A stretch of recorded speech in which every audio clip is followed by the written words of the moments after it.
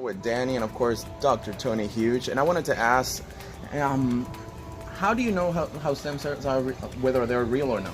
There's a few different ways. Well, it basically comes down to the tech, the people that are providing them, right? So if the place has all the proper sanctioned paperwork from the government, like I'm here in Mexico, so what they have is the equivalent to the FDA is called the COFEPRIS. So COFEPRIS releases a couple different types of licenses for stem cells in Mexico. There's a harvest culture bank license, and then there's a regenerative medicine license. Okay, so unless the facility has both of those licenses, don't even mess with them. There's a lot of stem cell clinics that make up their own credentials.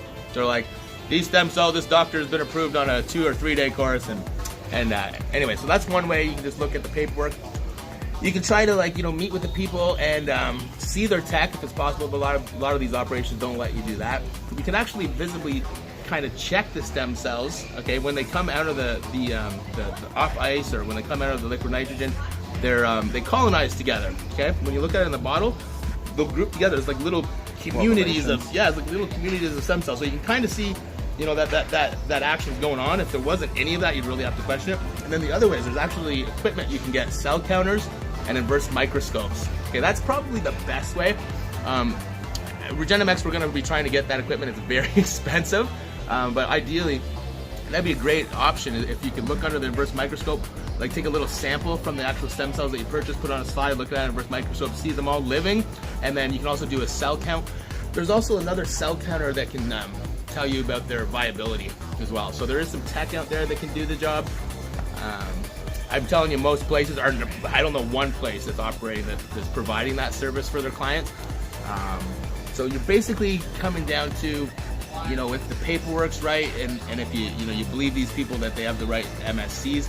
You can also do follow-up tests on yourself, and if you're not getting improvement, maybe they're not working. Like, I'm just getting into stem cells. How often should somebody get a blood test? I do it a month after. That's how I did it. I got 60 million stem cells last month, and I did the labs actually the day after I got them done. Probably should do them before, but it's pretty nitpicky stuff. And then so a month, maybe 5 weeks goes by, and I just did my labs yesterday. Got the results back today. My labs have never been better, and to be completely honest, I've been really pushing a lot of steroids through me. I've been like trembolone all the time, and like doing a lot of steroids last couple months. It's a true story. And it's just my kidneys never been better. I always skirt a really high creatine level, like it's not really high, but like the high range, I'm like there or a little bit above. And so I'm actually down to a 10. I've never been there ever. Okay, I'm usually at like a 14, sometimes pushing 15. Like I fired it up or did something stupid, it'd be like a 17. So like I'm in that range, but now I'm at a 10, and that's incredible because the only thing I did was the stem cells, the difference.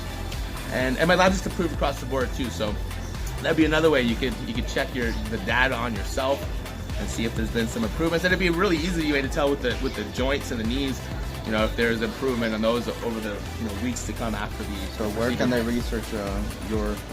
Just go to regenmx.com, and all the information is going to be on the website. It's kind of a newer operation. I am not a stem cell god. I'm not a stem cell doctor.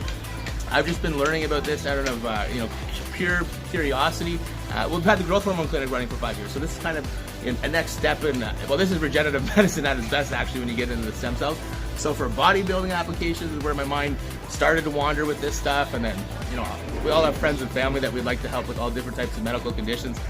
So I got into it, and as it turns out, this is a great place to do your stem cell therapy because there is legislation put in place by the government, okay, to make sure that you can fact check the facilities that you're going to be getting the labs from if you decide to do your due diligence.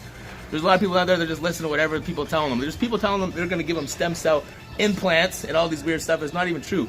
I have a friend, actually, he's advertising, I'm going to put 45 million stem cell implants into you. It's impossible. He doesn't know what he's talking about. Placenta implants, guys, they're not the same as stem cells, okay? Stem cells are only good for like 3 days after they're like taken out of liquid nitrogen, put into their bottles. So like the way we get the implants, that's dried up placenta. That's dried up treated placenta that they ground up, and they put it in a bottle, and later on you activate it. Okay, if that was actual stem cells in there, they'd be dead. Okay, so people, they might not even know that they're lying to you when they're offering these products. So it is actually up to you guys to do your due diligence, figure out what's what, and I hope some of the information I just told you helps out with them with that. All right?